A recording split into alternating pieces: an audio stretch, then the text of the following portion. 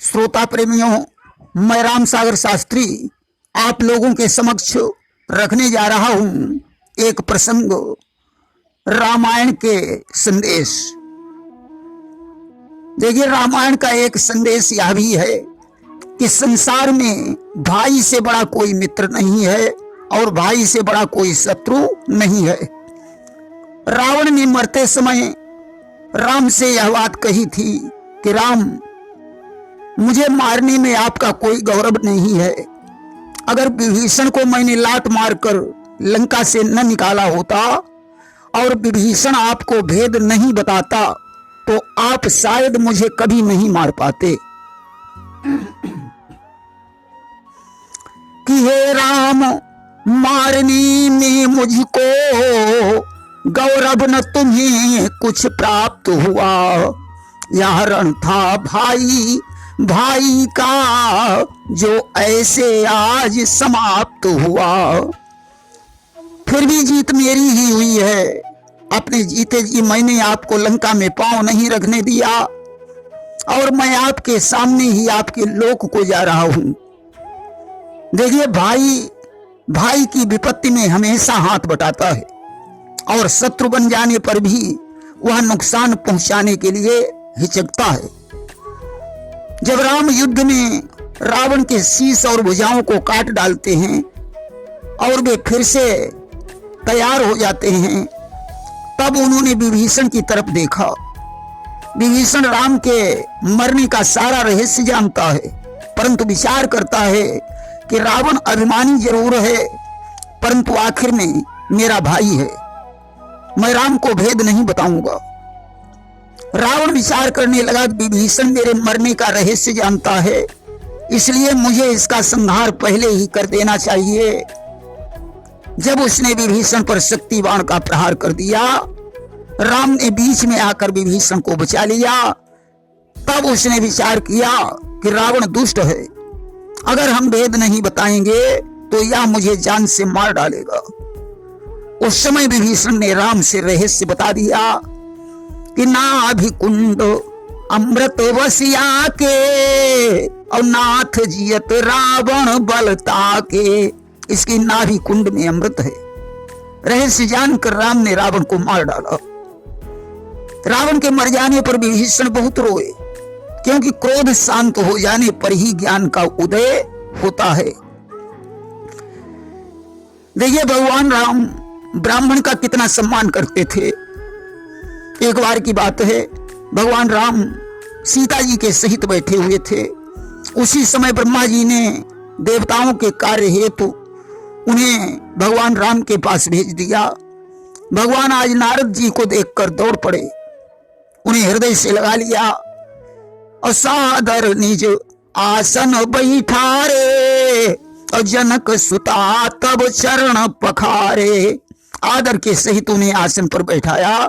सीता जी ने उनके चरणों का प्रक्षालन किया और ते ही चरणोदक भवन सिंचावा और जग पावन हरि शीस चढ़ावा।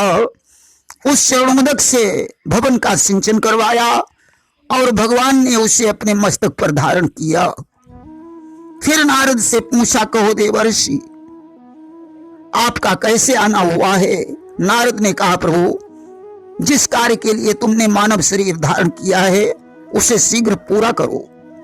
कि जेहि हितलीन मनुज अवतारा और नाथ बेगी सोई करिय समारा। भगवान ने नारद जी से कहा कि आप ब्रह्मा जी को समझा देना, मैं लीला पूर्ण करके कुछ दिनों के बाद आ जाऊंगा।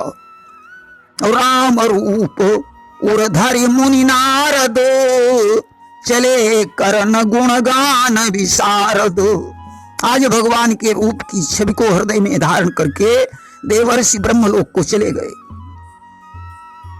तब भगवान ने सीता जी से कहा, देवी, कि सुरहित लागी सो करिए उपाय और जाइए बन परिहरि ठकुराई। देवताओं के कार्य हेतु अब तुम्हें बन जाना होगा। देखिए, जिस समय रावण ने सीता का हरण किया और लंका की तरफ जाने लगा, उस समय ऋष्यमुख पर्वत पर सीता जी ने कुछ बंदरों को देखकर अपने पट और आभूषण फेंक दिए थे। सुग्रीव से मित्रता होने पर उसने वही पट आभूषण राम को दिखाए। राम ने कुंडल उठाकर लक्ष्मण से पूछा, देखो भैया लक्ष्मण, क्या ये सीता के ही कुंडल हैं? लक्ष्मण ने हाथ जोड़कर कहा, भैया कि मैंने तो चरण निहारे हैं, देखे माता के कान नहीं। मैं तो विष्णु का सेवक हूँ, कुंडल की कुछ पहचान नहीं। अगर माता के पैरों के बिछिया होते तो मैं पहचान लेता, मैंने तो उनके कानों की तरफ कभी भी नहीं देखा। कि पग भूषण मैं सकत चिन्हारी, ऊपर कवहु न सिय निहारी। देखिए त्रेता में विज्ञान कितना प्रबल था। सेतु निर्माण के पश्चात भगवान राम सुबेल पर्वत पर सेना के सहित उतरे कि यहाँ सुबेल शैल रघुवीरा, उतरे सेन सहित अति भीरा। शिखर एक उतंग अति देखी, परम रम्य सम शुभ्र विशेखी। उसके एक ऊंचे और सुंदर शिखर को देखकर लक्ष्मण ने उस पर वृक्षों को के कोमल पत्ते और सुंदर फूलों को अपने हाथों से सजाकर बिछाया। कि ताहा तरु किसलय सुमन सुहाए, और लक्ष्मण रचि निज हाथ डसाए। उसके ऊपर उन्होंने सुंदर मृगशाला बिछा दी।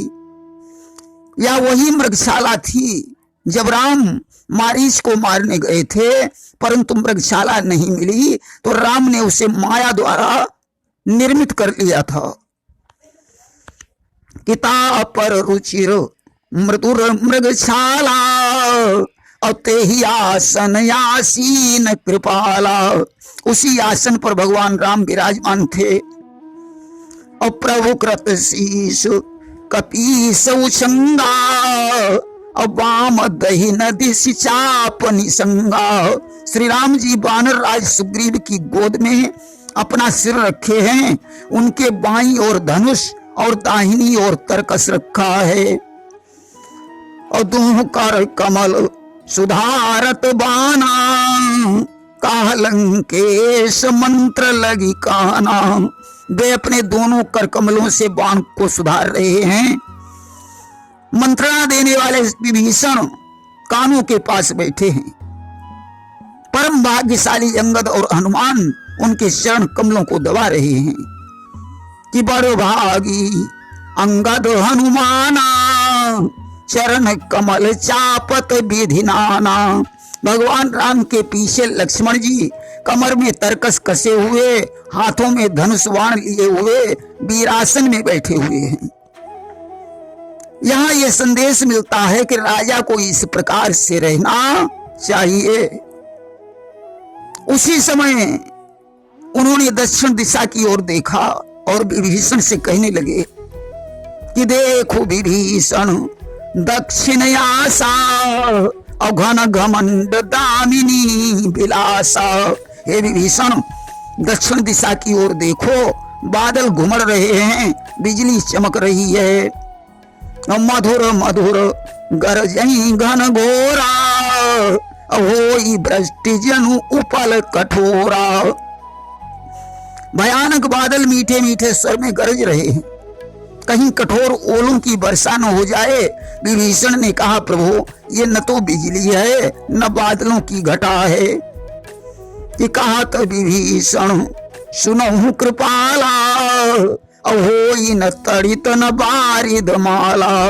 भगवान ने कहा तो फिर ये क्या है? विभीषण बोले कि लंका शिखर ऊपर आगारा, और ताह 10 कंधर देख अखारा। लंका की चोटी पर एक महल है और वहां 10 ग्रीव रावण नाच गाने का अखाड़ा देख रहा है। और शत्रमेघ डंबर सिरधारी, सोई जनु जलद घटा अतिकारी।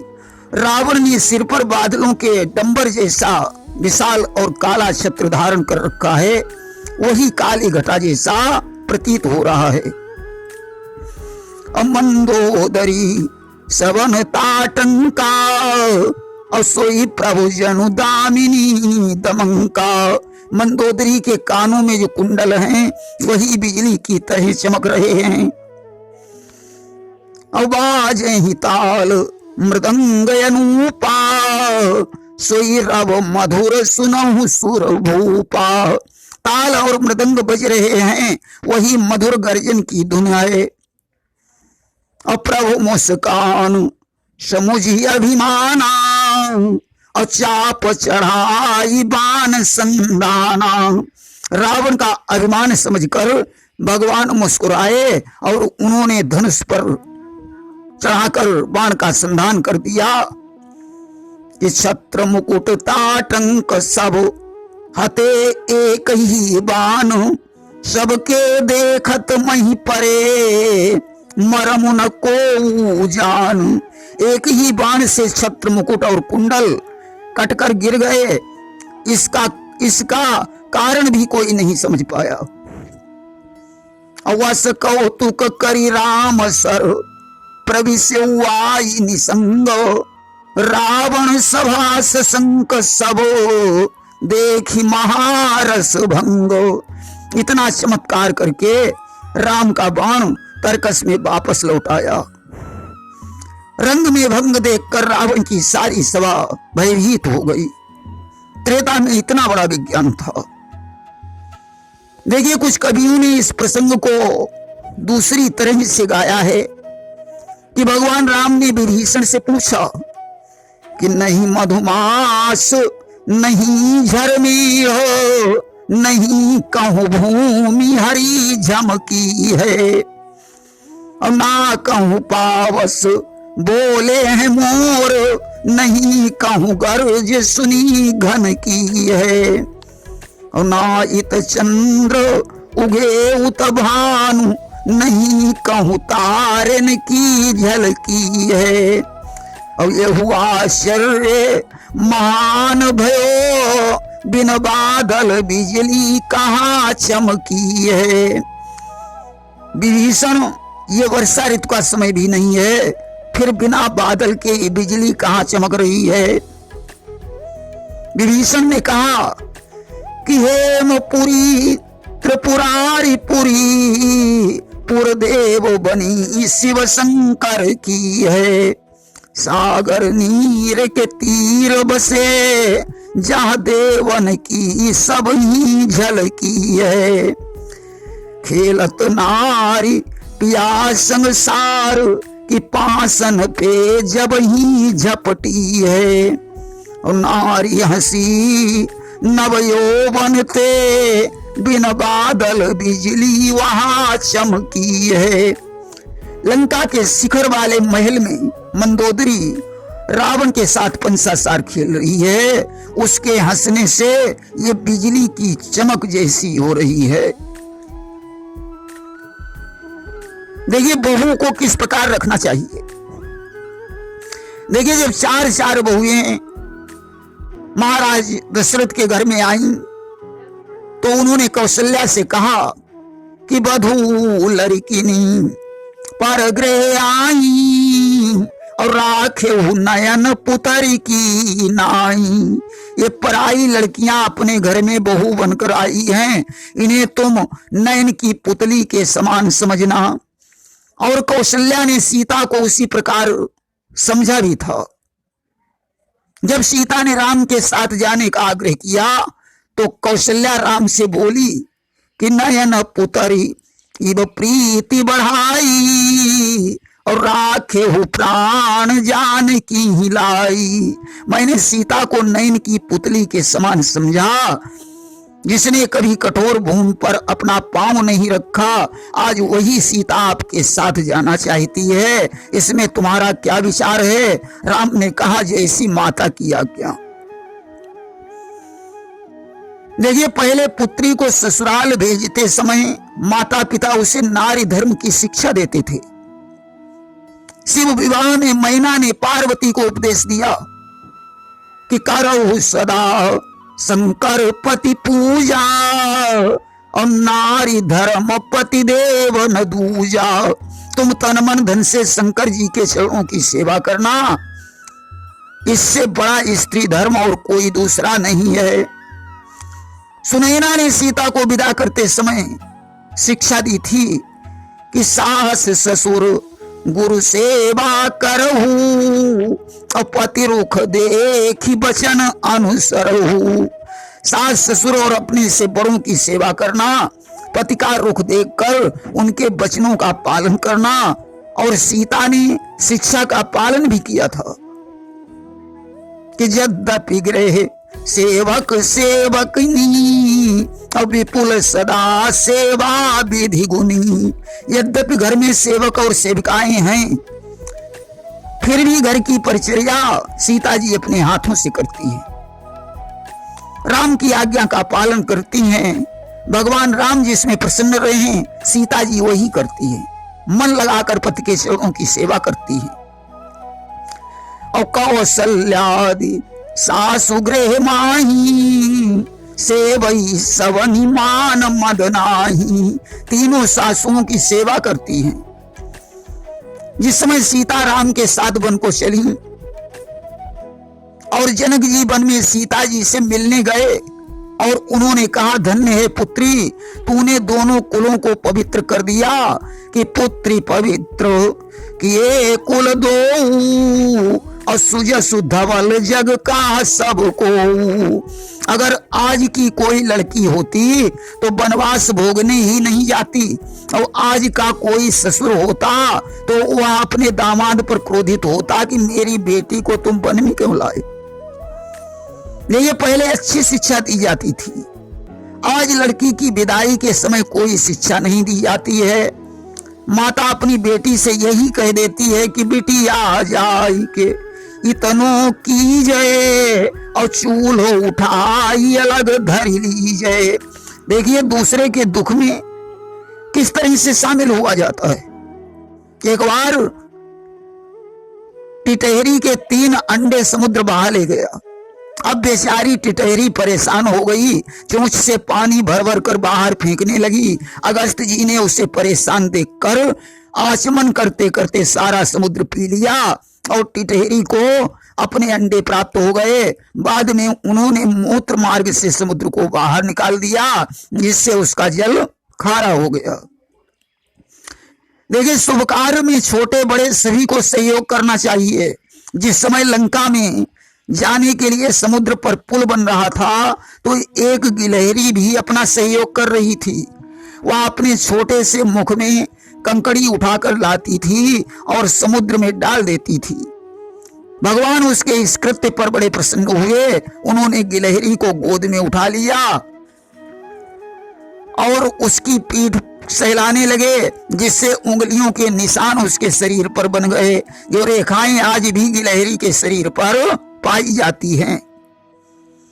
देखिए समस्त जीव अपने अपने कर्मों का फल भोग रहे हैं।